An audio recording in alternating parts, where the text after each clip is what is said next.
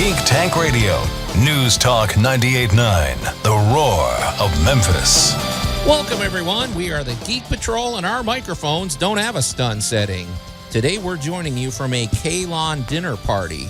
You guys, I'm really enjoying this lukewarm bowl of 10W40 motor oil. I don't know. And the 1 billion guests that have arrived. They're not the best cooks, Allan. I'm not going to lie. I think you could have done better. Well, you know. Wouldn't they technically be the best cooks because they have like the accumulated knowledge, even if they don't have to eat? You can't be a good cook if you can't test your wares. Yeah, the taste test did not go well, Max. You can follow the direction all day long. If you don't taste it, you aren't going to know how it it ain't is. happening. Just ask Bender. Absolutely. Anyway, welcome to Geek Tank Radio, everybody. Yeah, What does Bender know about it? He only wants people to bite shiny. Never mind. Yeah. Speaking of the Allan, later in the show we're going to discuss the Orville Season 3, which wrapped up, and we all have strong opinions. So and honestly, it's the best best Star Star Trek Trek ever. You know, so we're going to weigh in on that. I'm just going to say, sorry, Brandon, but.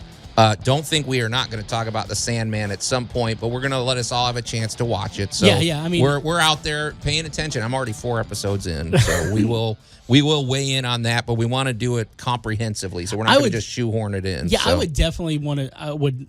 There's a part of me wants to do a midpoint and everything, but since it's all dropped, yeah, I just say give us a couple of weeks and we'll hit you with Sandman no later than the week after Covington Comic-Con. Okay, that sounds good. And also, you know, we know that a lot happened at Comic-Con, but so you can't unpack it all, but we want to zero in on the Black Panther 2 trailer, which came out. And it's funny because this one actually even has Allan interested. It really does. Not necessarily because of the hero either, which is a big surprise. So, hey, guys. That's a shock. And I think Max has a little something he wants to throw in. But you guys, I do have a piece of business before we get to any of that. So, all right. So we're going to be on our best behavior while you throw this out there. Yeah. If you're a teacher, okay, so here in the Mid-South, you know, we host the Memphis Comic and Fantasy Convention. This year, it's November 18th through 20th. One of our guests of honor is Adasa, who is the voice of Dolores. What is Dolores' name? Madrigal from the movie Encanto, and she sings that. They are the family Madrigal. Right. You can meet her, and she sings, of course, We Don't Talk About Bruno, which we're going to just be hearing that all weekend. Yeah. I'm not really looking forward to that part of it, but, you know, it is the earworm of the century. So. I'm going to say that the first person who brings Joe a really good set of headphone or noise-canceling headphones or earplugs, you know, maybe we'll get you into the line to get your autograph. Yeah. Well, among other things, Brandon, you and I have been scoping out the Marriott, which is where it's going to be, and we've already we've mapped out. We've pretty much are taking advantage of every square inch of this place. We really are. Gaming is back. We've got video gaming, which we're going to have an announcement about that, but it's new and different and better. Yeah. Well, I mean, until it actually happens, let's not throw out the better part, but it is new and exciting. Well, in terms of it's definitely better than last year. We're talking about tournaments. We're talking about some pretty whatever. We don't want to ruin that. No. And Legos is back, and the Piranha Room is back. There's a lot back. Well, I've thought about it, man, and I think that is probably the thing I'm looking forward to the most. Right. Is because the Marriott is giving us a lot of leeway in prepping for the Piranha Room. They pretty much love us. We're going to create the right ambiance. It's yeah, it's just going to be awesome. If you don't know what the Piranha Room is, it's go to our website. It's a unique spectacle. Let's put it that way. Yeah, but I the still have the mixtape. All right. The bigger part of the announcement, though, the reason this is time sensitive. If you are a teacher here in the Mid-South, there's 2 things, Brandon. If you're a teacher anywhere in the Mid-South and you'd like to come to Geek 101, which is our school field trips that we host before the convention opens to the public. So Friday morning, November 18th through 20th, November 18th, before we open the doors of the public, we have educational programs, and we basically open the convention, and it's only for the students. And this has been hugely popular for the last 12 years. The teachers love it. The kids love it. The vendors love it. I'm not going to lie. Everybody loves it. And the truth of the matter is we love doing it, and we really missed not being able to do it last year. Yeah. So imagine teachers and kids going to a Comic-Con for a field trip. That's what this is. And it's literally we're putting on the show for you. Right. So here's the thing. If you live in Tennessee, the Tennessee Arts Commission has been a great partner with us. They've been a partner with us since 2011. and they have a student ticket subsidy, so you can apply and it will pay for your field trip, which is pretty. And I can talk you through the application process. It's really not that difficult, but it's time sensitive. The sign up date is August 16th. I have to look. What's that? A Thursday? It's a Tuesday or Thursday. Which is when they usually do it. And if you're interested in taking advantage of this, contact us right away. You said August 16th? Yeah. That is a Tuesday. Okay, that sounds about right. It's always a Tuesday or Thursday. So contact us at memphiscfc.com. Just go to the contact us page. And if you don't want to take advantage of the subsidy, you can. It's still a good idea to get signed up sooner than later because we will fill up. We always do, and this year especially, it's gonna fill up. So if you're a teacher, like I say, get in touch with us, memphiscfc.com, and I think you're going to be really excited. Now, you might be a teacher in northern Mississippi or west, would it be West Memphis or things like that? Yeah, Arkansas, you're welcome too. Anybody, we've had schools drive up from Jackson, Tennessee. Yeah. Whatever you want to do. It's a really it's a unique event when it comes to something that goes on at a Comic-Con. And it really promotes the arts, and also we have our partners with the University of Memphis robotics team. Their professor always steps up, and they bring the latest technology in robotics. We talk space science. The kids go back to school very excited about storytelling, science. The STEM schools really love this. It's great. So anyway, one more time, get in touch with us at memphiscfc.com. The sign-up date for the student ticket subsidy is August 16th. All right, and it goes fast, so don't call me on August 18th because it'll be gone, honestly. The subsidy will. All right. Honestly, that evening it may be gone. Yeah, so we've seen that, but it doesn't mean you can't come to the field trip. Right. You miss out on the subsidy. All right, well, let's shift gears. I know you guys have been rubbing your hands together about this, and I mean, full disclosure. Until the Batman came out, Black Panther was my favorite superhero movie. It's now my second favorite. I don't want to make them compete. I would say it's still your favorite superhero movie because what we got with the Batman was a crime noir thriller. Yeah, they're both. But in terms of that, you guys heard. We were there for opening day, and that was what 2018. We're 4 years down the road. Yeah. And the world's changed a lot. And the MCU has changed. And one of the biggest changes is the fact that we lost Chadwick Boseman. Yeah, no kidding. So, well, throwing it to you, sir. Black Panther 2 is coming out this year. Wakanda Forever. Forever. It's coming out the weekend of the convention. It really is. It's like, they always drop a really good, movie the weekend of our convention. Right. And they do. The moment the music started, my eyes started to well up. Okay. It's like I knew what was coming. I saw the clip says, Wakanda, Black Panther, Wakanda Forever trailer. I knew what I was fixing to watch. Right. And, it's all about Wakanda coming to terms with the loss of their king again. Right. Yeah. And I didn't think of that part. It's one of the most emotional trailers for a movie I've ever seen.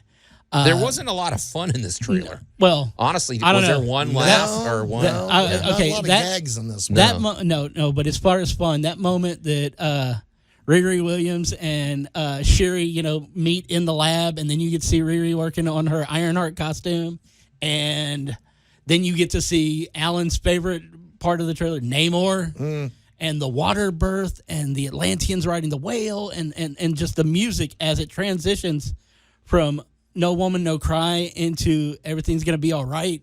And when the queen, she says, I am the queen of the most powerful nation in the world, and I have lost my entire family. Have I not suffered enough? Right. Because, and that's when she's basically in front of the UN asking for help with the invasion that's coming. Because they know that the Atlanteans are coming. Isn't that a spoiler, though? No. Well, the reason it's a spoiler, she said, I lost my entire family. What about Shuri? She, are they saying she gets... Well, no, you got to think about it, though. During the blip, she lost Shuri, too. Oh, okay. She has been without. I mean, we don't know. So this might be pre-blip. Right. It might be in the midst of it all. Okay. All right. Well, Allan, you were excited because Namor, and people, if you don't know the history of Marvel Comics, Namor goes back to like the 40s. Namor and he's always been an anti-hero. First mutant. Namor and the Human Torch are really the first two characters. So he is. How do we just sum him up? I mean, curmudgeonly, He's not a happy fellow. Right. Yeah. Not a happy He guy. was angry Aquaman before we had an Aquaman. Yes, he was. He was the environmental creature to the comic books long before anybody else was hip. But in the 40s, nobody was talking about pollution and polluting, and he was talking about polluting the oceans and stuff back in the 40s. Because at the time, we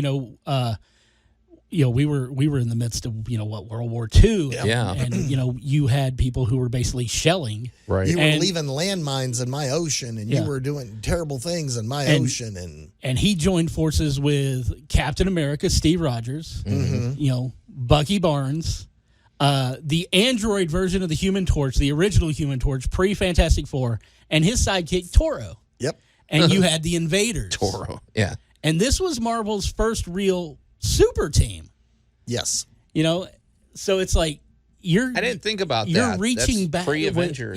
With Namor, you're reaching back into the true historical annals of Marvel Comics. Timely Comics, actually. I think he debuted before they took over the Marvel title. Yeah, because I thought Marvel was when they show the Human Torch, but it was Timely Comics at the time. So, and then it was kind of like almost because people just sort of forget about Marvel. To be honest, when I was growing up, I thought Marvel came about in 1960 with the Fantastic Four. I guess that was 61, but no, there's a whole 20-year history before that. So yeah, there's so many chunks of missing time when it comes to the Marvel history. When you ask anybody about what they remember and everything.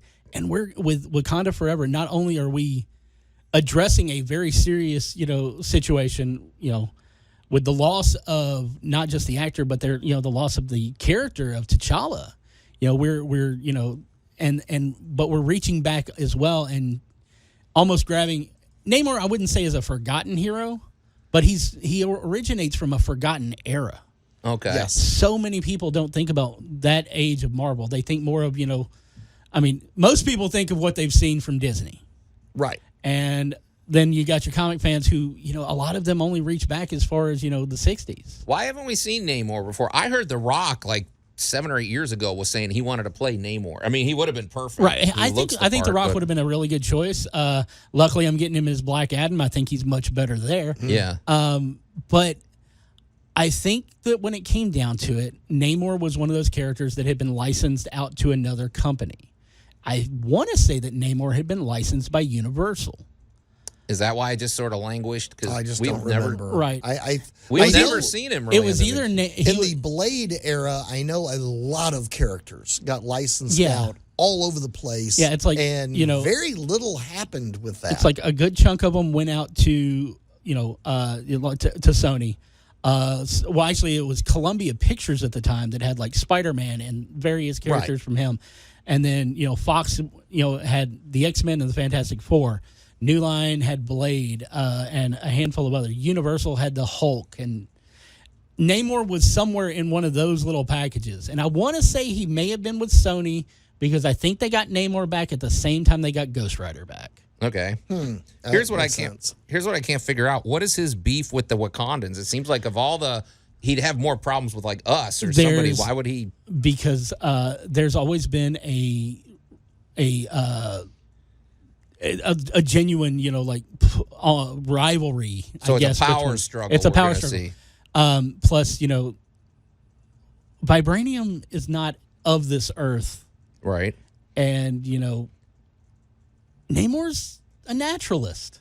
Oh, so get your intergalactic metal off my planet. Is that it? I mean that's one theory. But the truth of the matter is that the the Wakandan people and the Atlantean people have always been kind of at each other's throats. But they've the thing is they've I'm just known wondering about why, each though. other. Okay. Right. Because most of the world doesn't know about either one of them. Right, because they stay the hidden. Wakandans are both very hidden. The Atlantis is completely hidden. So, but also from the trailer, they make it look like Wakanda is on a coastline, which I thought Wakanda was in the center of Africa, or at least not on the ocean. Well, I mean, but it's never. They don't really say, but no. But I mean, I guess they have to make it for this. So yeah, it's going to work this way. Well, the tone, I guess, I don't know, man. What do you feel about this? Because it is interesting throwing these characters in. There's obviously a big void without Chadwick Boseman. Well, there's a part of me that's like really torn on that. It's like I respect everything he brought to the role. I respect the role in and of itself, but I also I'm not really a big fan of the idea of gate locking basically a role that could go to another actor, maybe skip this one and then bring someone in next time. There's a big movement that's actually one of the spearheads is Boseman's brother of recasting, because Chadwick Boseman would have never wanted something to be held back just because he wasn't here. They said his the argument or whatever, the position of the family was basically, and a lot of fans, it's like he felt like this role was bigger than himself. Right. It's like, okay, if I'm not here, somebody else needs to play, because it's a yeah. I hate using a DC movie, parable basically, or saying here when discussing a Marvel character, let alone someone who tragically lost their lives to cancer way too soon. Right. Because there's so much more that you feel he was destined to give us, or he was young. The fandom. He did so much, for people, and just what he brought to the role. But they talk about a symbol lives on forever, and T'Challa and Black Panther is a symbol. Yeah. And it is bigger than any one person.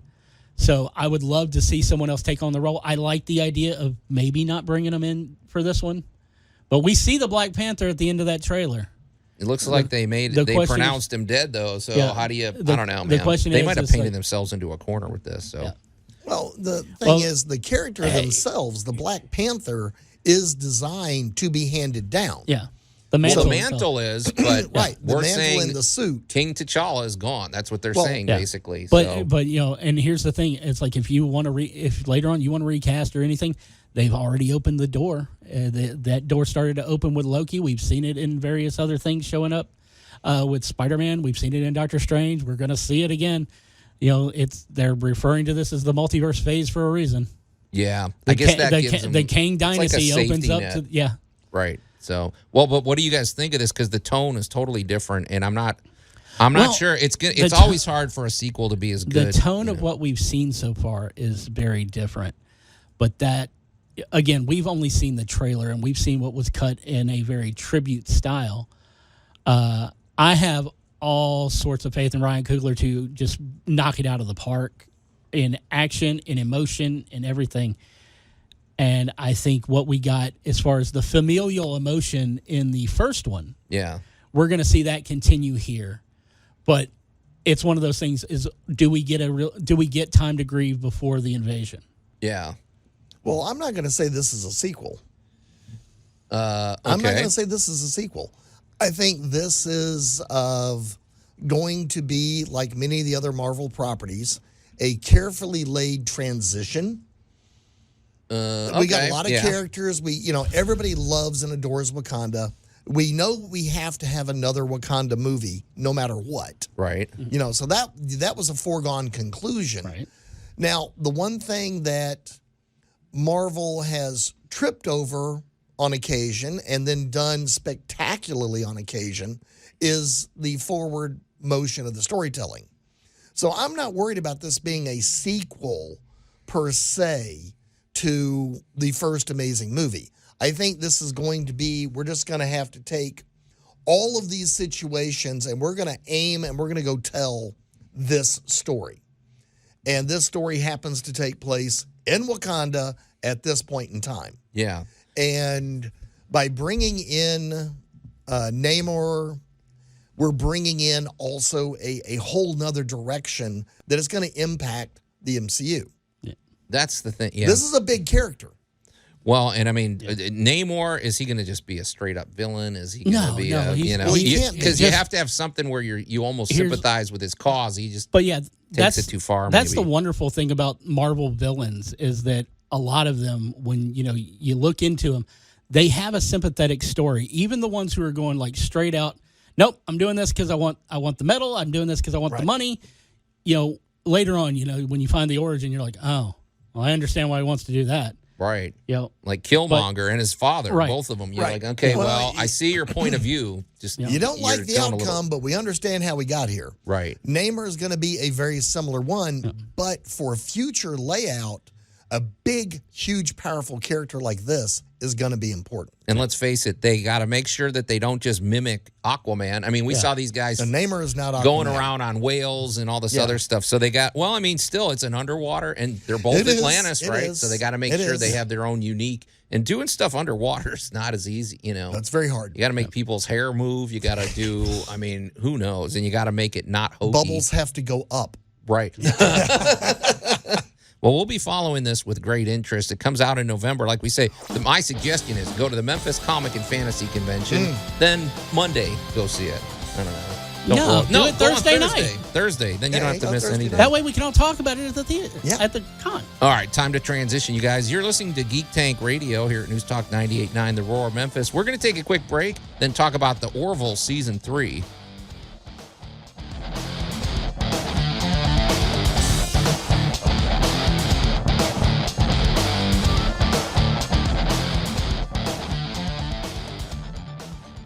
Geek Tank Radio. I work with a bunch of nerds. News Talk 98.9, The Roar of Memphis.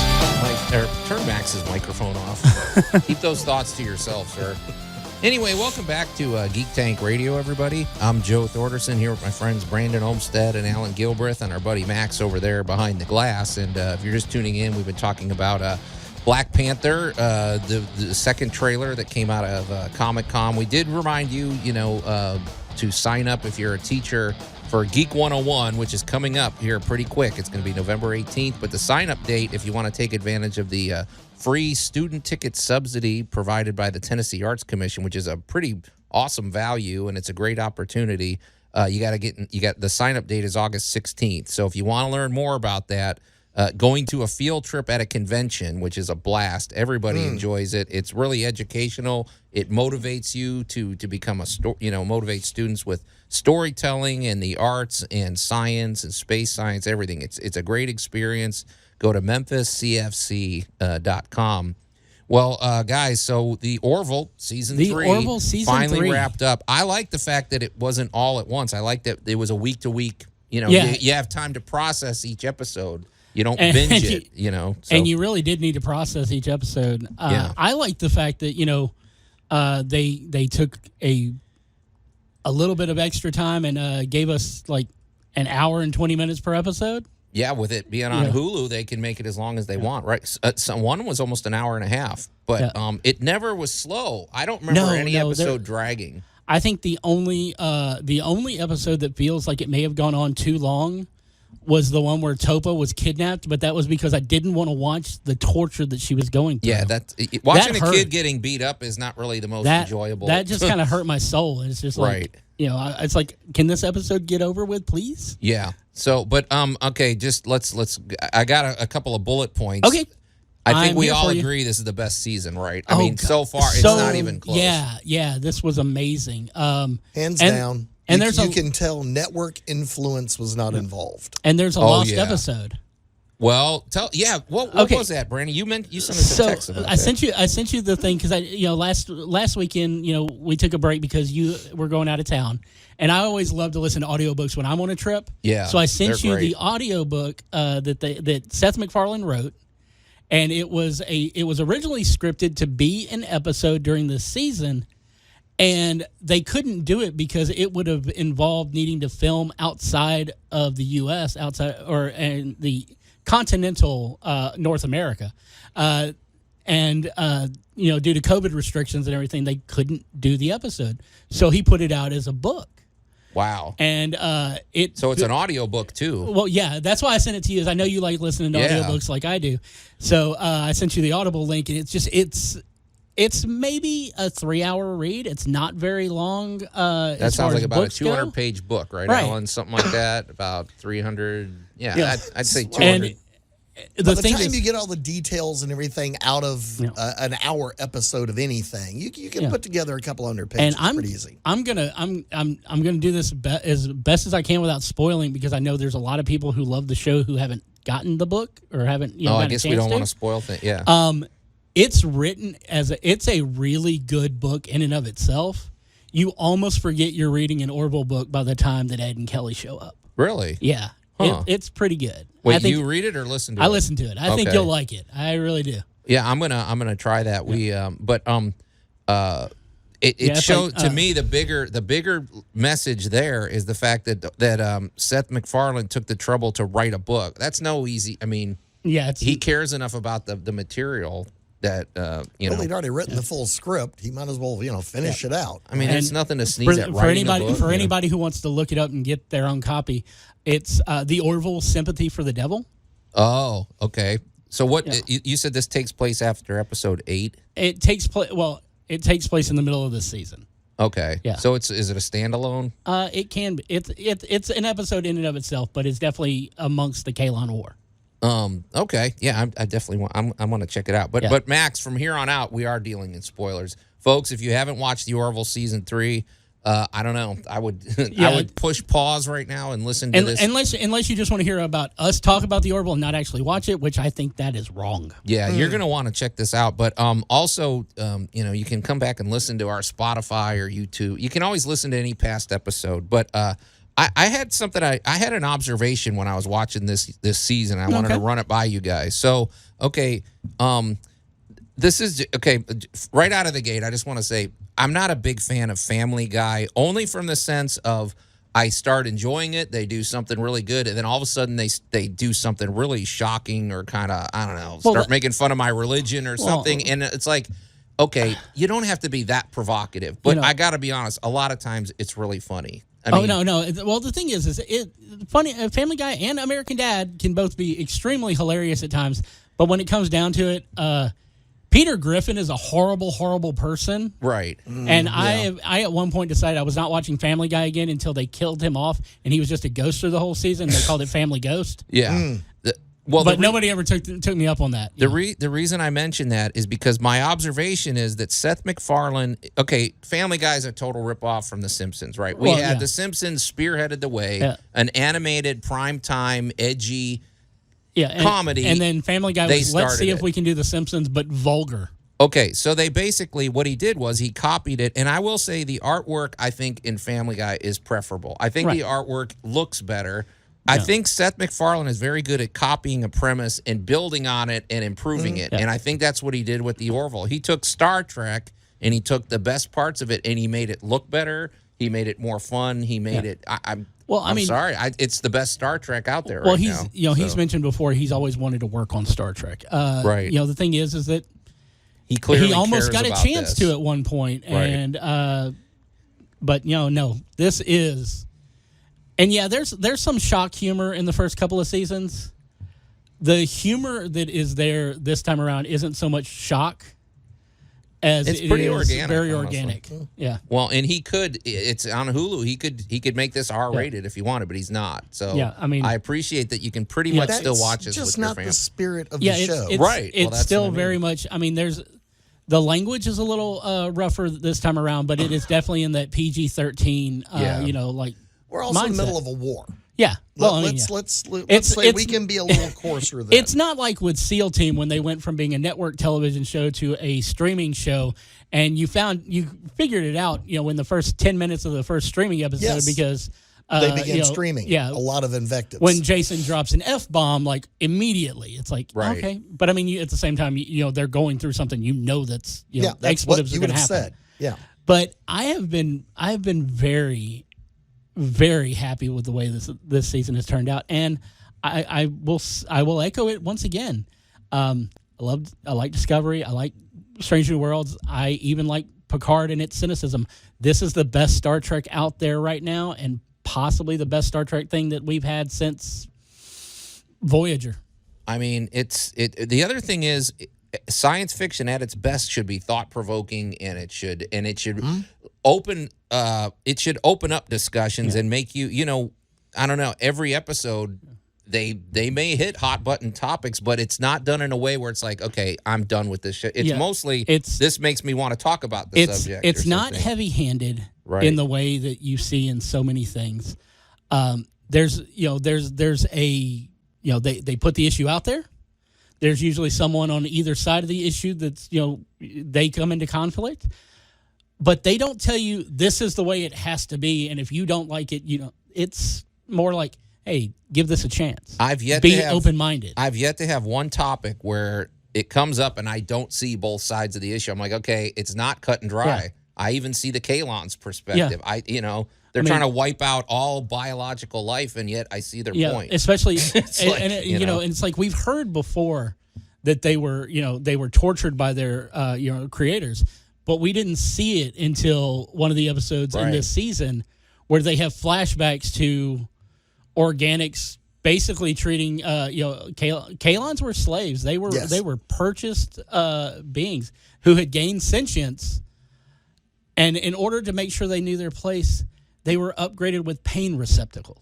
Right, and that's its own philosophical discussion. If you create a device, even though it's a robot or something, and you give it the ability to experience pain, well, did you just create a living being? I don't know, man. It's just one of the actual qualifications for figuring out whether or not something is alive is the ratio of irritability. Yeah. Does it have the ability to react to a stimulus in the environment? Okay. And pain is definitely one of the stimuli. Yeah, and ratio of irritability is the new name for my band, by the way. I knew it was coming. Well, guys, what are some standout moments from this season? Because there's too many for me. All right. But there's a few that I want to mention. But Gordon getting trapped in time. Bingo. That was the best time travel, showing the emotional side of time travel. Anytime every sci-fi show dips into time travel, whether it be a basis for the show like with Doctor Who or a way to fix things like Star Trek uses it as, Deus Ex Machina, you always get that, if you go back in time, don't mess anything up. Don't do this, don't do this. Don't touch nothing. They don't really, they've never really touched, any of these have really touched on being lost in time. Yeah, Gordon goes back. Except for Quantum Leap, but I mean that was a different situation all the way too. Gordon, he gets sent back to 2015, and by their rules, that he has to go off the grid. He has to stay out of the way. Well, how do you? And he does. It's easy to say that, but how do you do that? And that's the thing, though, is he does it, and he goes off grid for 3 years. He's like in a cabin in the middle of the woods. And he's coming from basically a utopic life where it's like you got synthesizers and everything else. He had to hunt food. He had to eat meat, which is in those considered days, illegal by their standards. Right. But it's how he had to survive. And after 3 years of them not showing up to save him, because if they're coming for him, they should be able to come back and find him within a few minutes of him being there. Right. He decided they weren't coming, and he went and he sought out a life with someone that he had a very loose connection to because he had found a cell phone. Right. Yeah, which is another brilliant episode. Yeah. I mean, that one. We don't want to only say season 3. Every season is great. It's like the episode that dealt with addiction when Bortus was addicted to the simulator. Yeah. Yeah. I mean, it takes it in a very coarse and vulgar stance, but it dealt with basically dealt with sex addiction.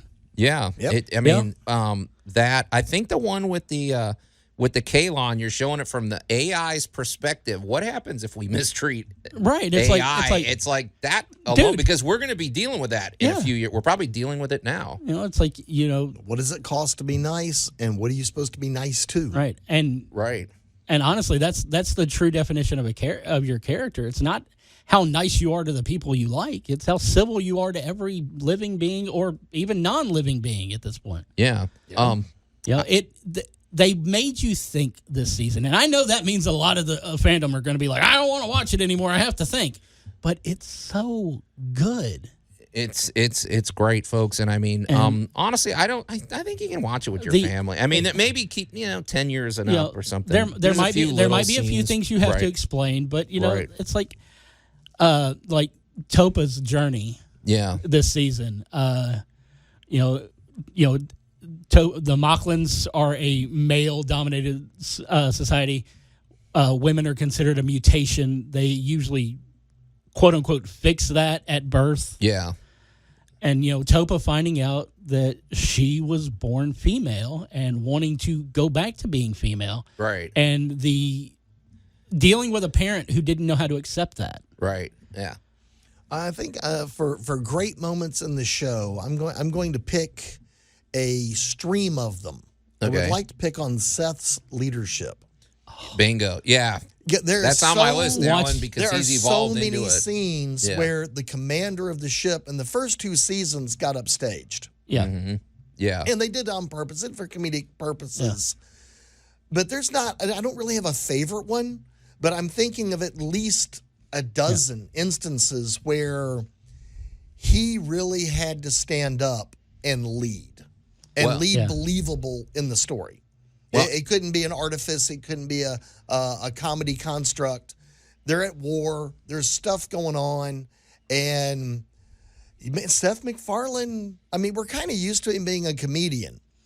Yeah. But now we actually got to watch Seth break out some pretty good acting chops. Yeah, but he's also delivered some of the best dialogue. I mean, he at Isaac's funeral, at these other events, and I'm like, moments, and they're great. But, I mean, just really brilliantly written. Yeah, it's like when we first meet Ed Mercer in the beginning, in the pilot episode, he walks in on his wife cheating on him, right, and then kind of spirals from there.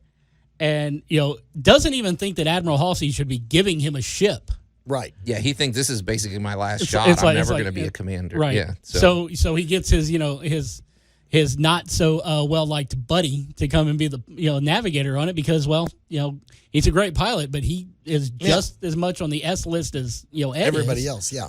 And we've got to watch, him. It's like everybody's developed over the series, but really watching Ed and Gordon kind of grow up. Right. Yeah, I like that it's organic. And I just enjoyed the fact that, normally when, the boss was delivering a line, it was the good setup for the next person to come back and get the trump on him or whatever. Boom, boom, boom. This season was very different. It was there were those moments where somebody needed, in true Star Trek fashion, somebody needed to be at the helm. Yeah. Somebody, exactly. And watching Seth's acting ability, not just his comedic timing. We've all known he's got great comedic timing, but now he's got some pretty good dramatic timing. Yeah, it's all happened organically. And one thing for sure, the Orville is one of the most comfortable and inviting ships to be on. If I could be on any starship, I'd want to be on the Orville. It just looks great. It's I don't know, man. It does, but at the same time, there's that part of me that goes, it attracts trouble. It attracts trouble so bad. Which is why we would be on it. That's true. But we can't recommend it highly enough. It's having to deal with things like, like Ed finding out he's got a daughter with Talia. It's like, surprise. Yeah, it's like, hey. Oh, by the way. Yeah.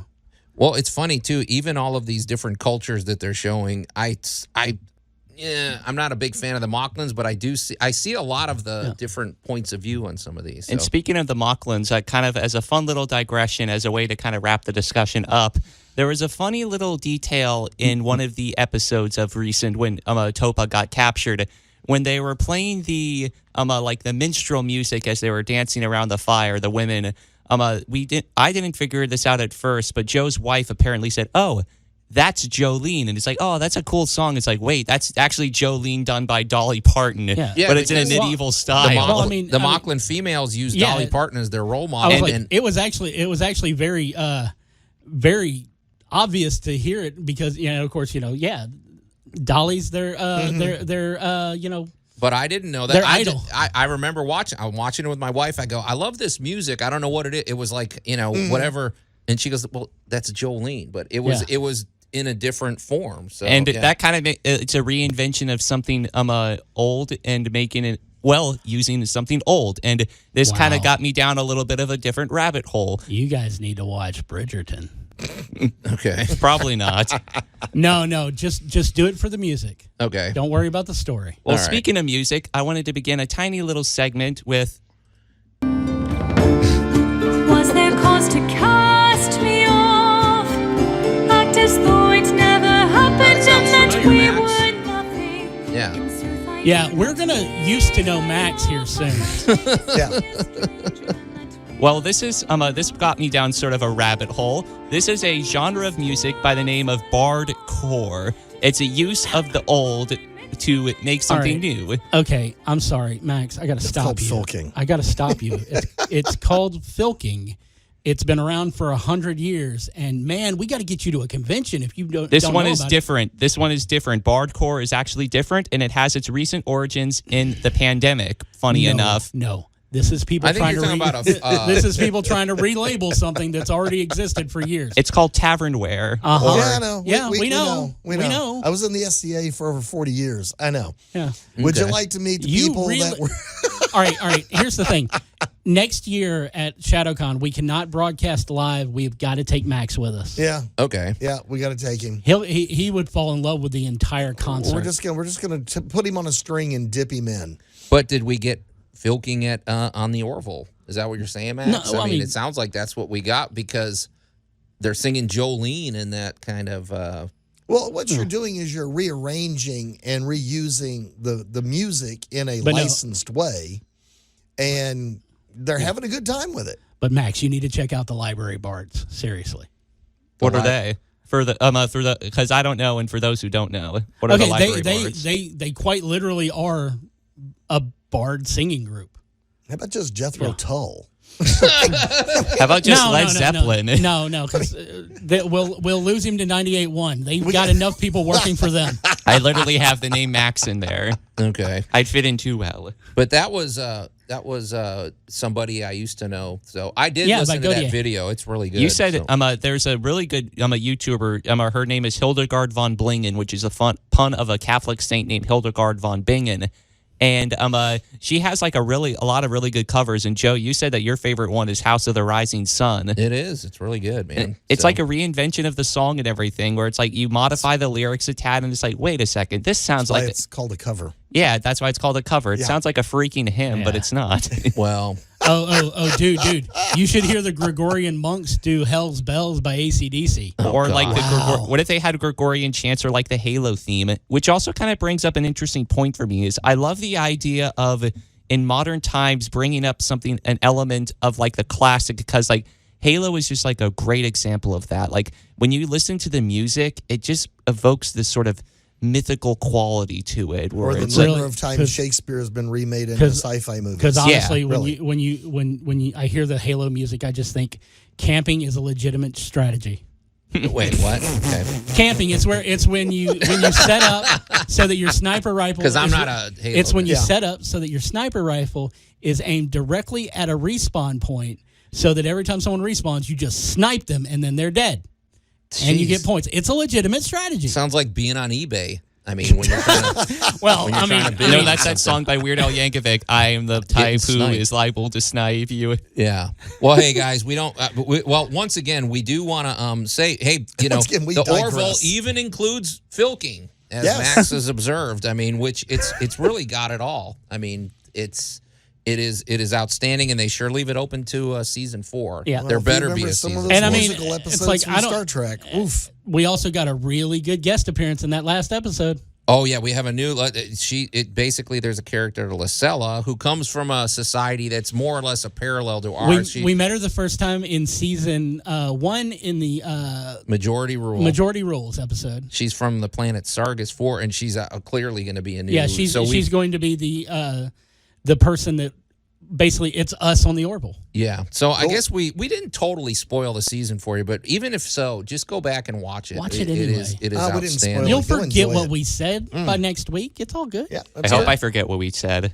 That's only because you have to edit it so it gets emblazoned in your brain. Well, if you want to know what we've said at any given time in the history of the show, go to Allan, they can go to many places. They can go to our Geek Tank Radio Facebook page. They can go to geektankradio.com. Absolutely. They can go to Spotify. They can go to YouTube, and you can tote us with you. We want you to enjoy your Geek Tank experience, though. Don't go to Facebook. Okay. Well, I don't know. Our Facebook page is okay. We stay out of the we stay out of the muck over there. So.